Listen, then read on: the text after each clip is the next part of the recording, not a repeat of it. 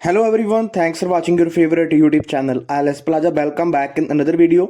तो ये जो लिसनिंग है एक्चुअल एग्जाम की लिसनिंग है, इसका जो टारगेट है वो 30 प्लस है। अगर आप 30 प्लस इसमें स्कोर कर लेते हैं तो आपके लिए काफ़ी अच्छा होगा। कोई ज़्यादा डिफिकल्ट लिसनिंग भी नहीं है, पर ये जो लिसनिंग है एक्चुअल एग्जाम की लिसनिंग है। ऐसी लिसनिंग आपको आपके रियल एग्जाम में भी देखने को मिल सकती है।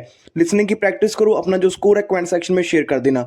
और अगर कोई बच्चा हमारे चैनल पर पहली बार आया है तो चैनल को जरूर से सब्सक्राइब कर लेना, क्योंकि हमारे पास वो मटेरियल है जो कि पूरे पंजाब में बड़े बड़े आईएलटीएस के इंस्टीट्यूट हैं जो अपने बच्चों को प्रोवाइड करवाते हैं, जिसकी वजह से उनके बच्चों के जो राइटिंग में बैंड स्कोर कभी भी 7 से कम नहीं आते।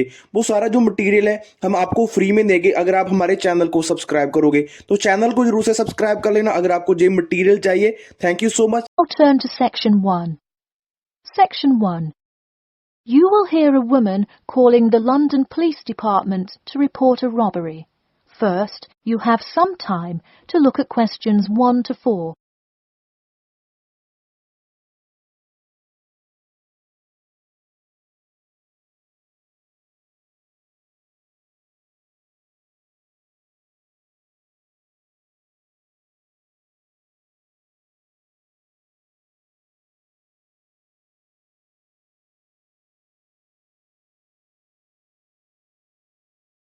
You will see that there is an example which has been done for you.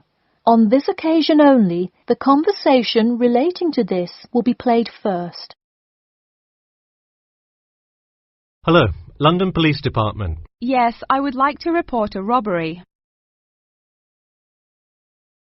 The woman says that she would like to report a robbery, so robbery has been written in the space. Now we shall begin. You should answer the questions as you listen, because you will not hear the recording a second time. Listen carefully and answer questions 1 to 4. Hello, London Police Department. Yes, I would like to report a robbery. All right, just a minute while I pull up the form. Okay, could you give me your first and last name? Anna Grieg. Anna Gregg. G-R-E-G? No, Grieg. G-R-I-E-G. Got it. All right, moving on. Gender, female. Date of birth? 15th of March, 1980. All right, thanks. Just a few more personal information questions, and then we can address your claim. All right. What's the address? 4 Ellendale Street. That's Ellendale. All right, Ellendale Street. Yeah, we've had a lot of break-ins in that area lately. And the postal code?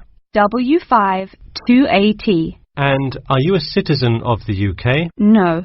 Okay, what type of citizenship do you have? Well, I lived in the United States for most of my life, but I am actually of Grenadian nationality. Okay, so is that the country that issued your passport? Yes. All right. Before you hear the rest of the conversation, you have some time to look at questions 5 to 10.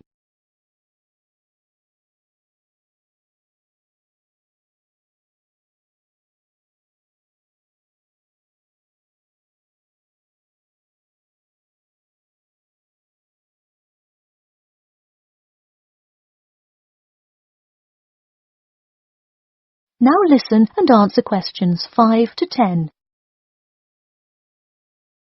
And what is the crime you're reporting? I already said a robbery. Oh, right.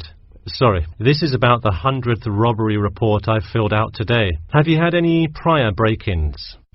In the building or just my flat? The unit below mine got broken into last year. No, just your flat. Oh, then no, not here. All right, let's see here. Can you think of anything that was out of the ordinary around your building, or anyone who may have had reason to do this? No, it seemed like just a normal evening. I didn't see anyone suspicious and can't think of anyone that would target me specifically. How long has this been your place of residence? Let me think. I moved in on February 1st and it's October, so it's been about 8 months already. Wow, time flies. And that is just for Ellendale, yeah? Yes, I have lived in the UK for just over 1 year. I see. Can you give me the first and last names of all members of the household? Actually, I live alone. Okay, so no other occupants. And can you give me a brief account of what happened? I left to go to a dinner party at 6 p.m. and when I returned at 11 I found the place ransacked and a lot of my things gone. Any sign of forced entry? Yes, the back door was wide open and it looked like someone used a crowbar to force it open. I see. And just to be clear, was the door locked when you left? Of course. Hey, you would be surprised how many reports we get where people have failed to lock their doors. Now, I need you to list any missing items valued above £200. So far, I'm missing my computer, my purse with my wallet in it, and the TV. OK, let's start with the computer. What is the estimated value? £500. And what is the serial number? G41687770. Thank you. And a visual description? It is a black 13-inch PEMDAS cloud book. There is an Oxford sticker on the lid. OK, and could you give me a description of the purse? Sure, it's a Claude Frieda shoulder bag and the material is silver-coloured cloth. Price? £300. OK, that concludes my report. I'll submit it and we'll let you know of any developments. That is the end of section 1. You now have half a minute to check your answers.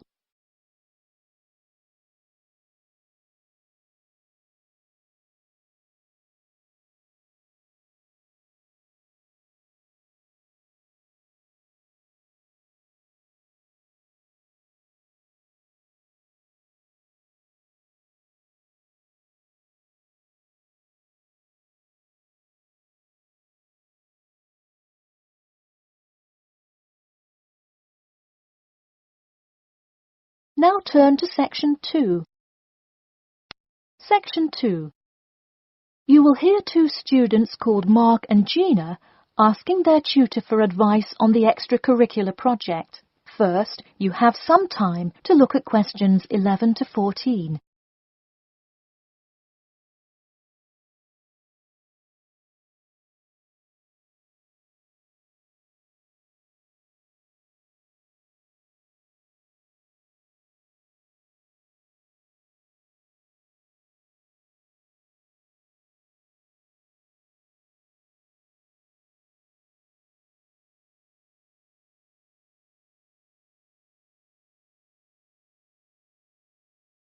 Now listen carefully and answer questions 11 to 14. Hi Mark. Hi Gina. What can I help you with? So we were hoping you could help us with this extracurricular project. Sure. What is the topic? Attending business school. This sounds like a great idea. So you're going to explain the requirements for getting into business school? Not exactly. It will be more broadly about the experience, the academics, accommodation, and social experience that comes with being part of the business school. I see. So would your audience be the general public? Well, we would probably want more to focus on members of the institution. We would especially like to reach individual applicants to the business school. I see. Now, what form will this information be? You could give a talk to all the summer courses. All you'd need is permission from the course director. Or you could pass out information outside the student union. Those are both good ideas. What about sending out pamphlets in the mail? Most college students never check their mail. Maybe you could make a video and show it on campus. That's a great idea. We'll do the video. Great. And as members of the business school, do you have an incentive to attract new students? If so, this idea is a great way to do that. No, the idea actually came about because of how much students like us worry about their studies. Yeah, when I got into business school, there were a lot of things I had not prepared for, so the video would cover a lot of things Mark and I wish we had known upon entering business school. Right. Before you hear the rest of the talk, you have some time to look at questions 15 to 20.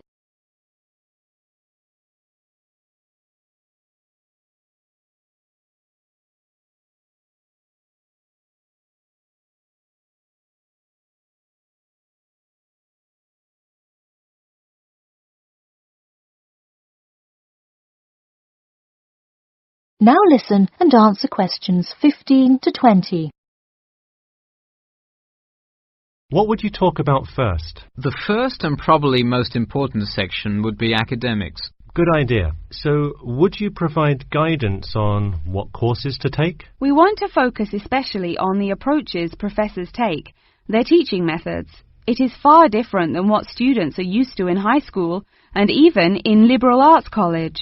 Good idea. And how long do you think you would spend explaining academics? We'll probably spend 7 minutes on it. We also have some ideas for talking about housing, food options and stuff like that. We're not really sure how to tie it all together though. I think it would be suitable to title that section Accommodation. What do you think? That could work. We'll definitely describe the different dining options at the cafeteria and then walk students through flats and the grueling process of finding one near the business school campus. Okay, so we would cover specifics on the cafeteria as well as flats. I think those are both helpful. We could spend about 6 minutes on accommodation and be sure to touch on those specifically. Great. Is there anything else you would talk about? We definitely want to go over the social aspect of attending school here. Of course. I think it's good to have a little fun once in a while when you're working so hard in school. I think we are going to introduce new students to the disco that so many upper-class men know and love. Maybe we'll include a few other places too, but that's the main one. We're also going to invite students to the international evening taking place in the first week of school as a great chance for our large international student population to meet a lot of other new students. It can definitely be hard to meet people as an international student. I think that is a great idea. You may want to spend slightly longer on this section than the other two. How about 8 minutes? That sounds reasonable.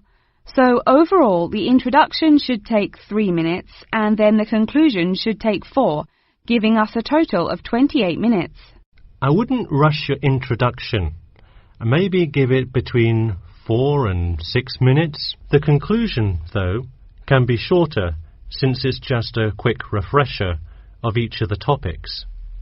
Give that not more than 2 minutes. Okay, so in total, the video should take about the same time, just more intro and less conclusion? Precisely. All right, we're going to get to work on our video. Thanks for your help. That is the end of section 2. You now have half a minute to check your answers.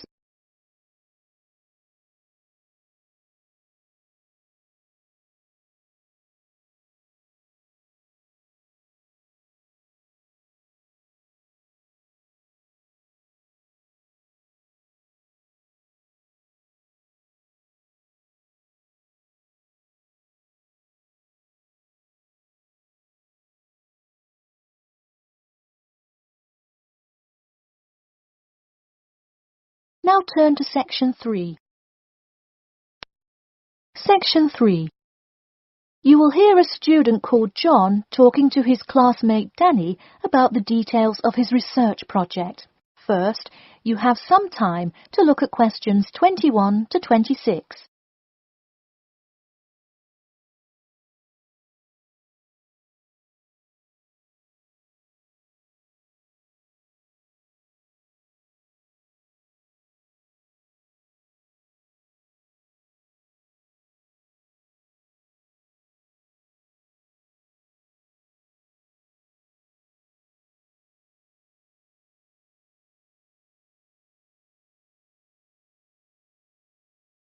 Now, listen carefully and answer questions 21 to 26. So, tell me about your research project, John. I created a questionnaire for the study to determine people's opinions of the relative feasibility of earning a living in Brisbane. Oh, cool. How is it scored? Are they all multiple choice questions? Well, the questions consist primarily of yes or no responses. There are 2 free response questions at the end. Participants will use a computer to fill in their answers. That way, it is really easy to analyze the data afterward. Great. It sounds like you have a pretty solid idea of what you should do. Just don't forget to submit a copy of your plans to Professor Curran by the 15th. Oh, I almost forgot. You don't do it for the high grade or appraise, but he can review and give you feedback. Right, that will be helpful. He has been conducting studies like this for 30 years now. Yep. Oh, and I'm curious. Are you going to be in the room giving subjects directions for the questionnaire? Well, I think the instructions will be provided by another representative who will not be analysing the data. I want them to feel they can answer and be completely anonymous, so I will not be in the room. Anonymity is really important for this study. I agree. Good idea. You should tell the representative to remind subjects to fully consider both sides of each issue. Sometimes it's really easy to immediately check yes or no without stopping to think about it completely. That's so true. It's like a race to finish the questionnaire first or something. I'll make sure to include that in the instructions. This report has to be perfect. Wow, what's the big deal? I know it's part of your grades and all. Well, it's that, but also a well-executed study could grab the attention of faculty in the department, which would be a huge deal. So, for attention? No, silly. I mean, I could really gain the respect of professors who may later take me on as a graduate student in their labs. Oh, I see.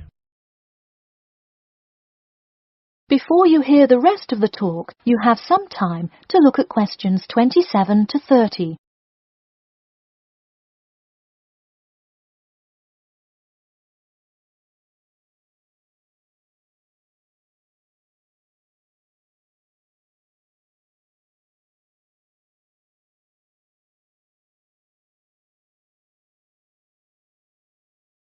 Now, listen carefully and answer questions 27 to 30. Let me take a look at the survey. Wow, this looks great. The map of the median income by region is a great tool. Where did you find it? Well, thanks. I read a lot of sources and just noticed this one in a small psychology journal called Modern Psychology. It's more helpful than the photo I added, but I think the photo is just so interesting. It was in the newspaper last year during that huge wage strike. It's great. Probably not necessary, but it looks great. I don't understand. What is WKRX's involvement here? Oh, the radio station agreed to sponsor the study if I play their station in the room. Wow, interesting. So you don't have to pay for any of this? Exactly. Nice. Where did you get that idea? Last month, at the Psychology Club Council meeting, someone talked about how easy it is to get sponsorship from local businesses, so I listened to their advice and called around. I'll have to remember that. Well, this all looks great. Good luck. That is the end of section 3. You now have half a minute to check your answers.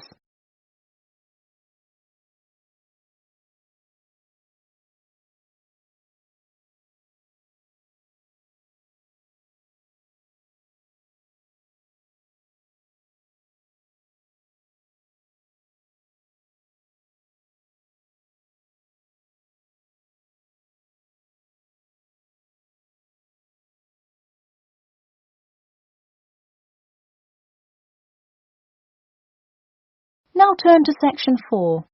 Section 4. You will hear the beginning of a lecture about the Pleasanton Town Market. First, you have some time to look at questions 31 to 40.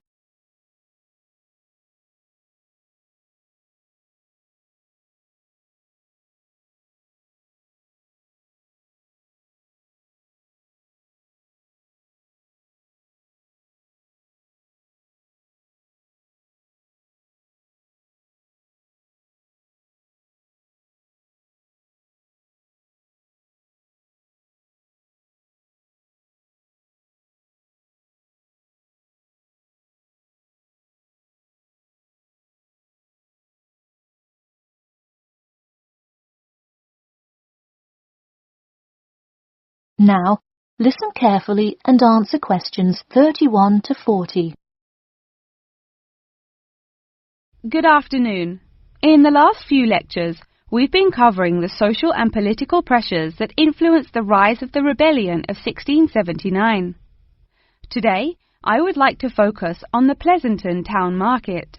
Now, why are we talking all about some market? It's not like it was the first market ever, or even a particularly large market. The Pleasanton Town Market is important because it is often mentioned in the literature found in the library. If you have ever been there, you have probably seen all of the handcrafted items sold there now. But what was originally bought and sold in the town market? In the beginning, the market sold products such as meats, furs, and simple tools. Over time, though, it became known as the place to find quality livestock. People came from all over the world to find the biggest and best cows, pigs, and chickens.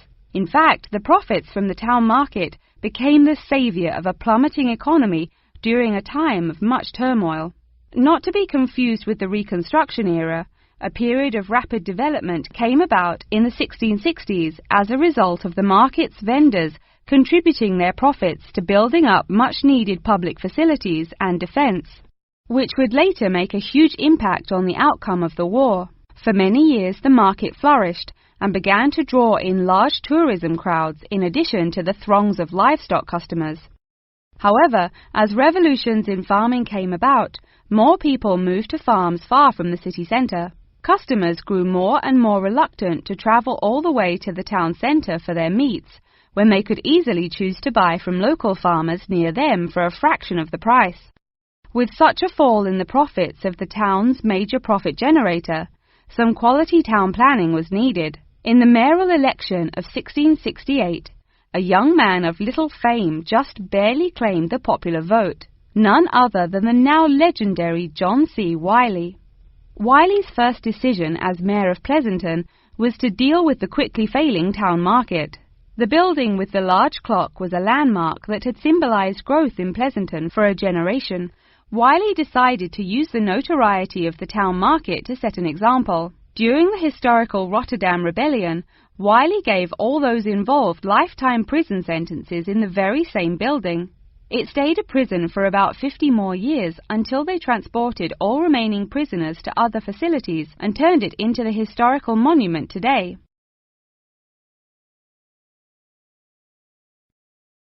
Now that you know the basics of the history of the Pleasanton Town Market, I will introduce your next group project.